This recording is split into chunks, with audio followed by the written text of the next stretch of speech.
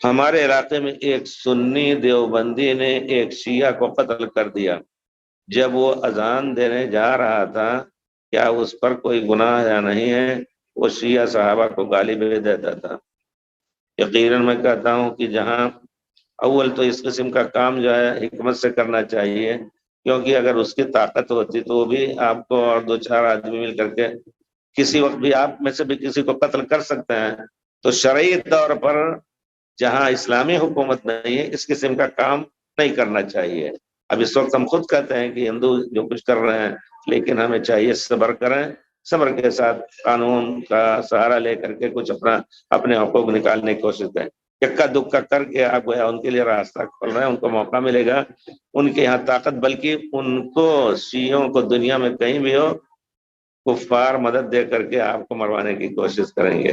ٹھیک ہے، لیکن وہ بیچارہ ہو سکتا ہے شیعہ، ہم کہتے ہیں وہ کافر ہے اگر گالی دے رہا ہے صحابہ کو، بے شک، اور لائق قتل ہے، جینے کا حقدار نہیں ہے، لیکن شرعی اصول کے تحت ہونا چاہیے، ان کو قتل نہیں کرنا چاہیے۔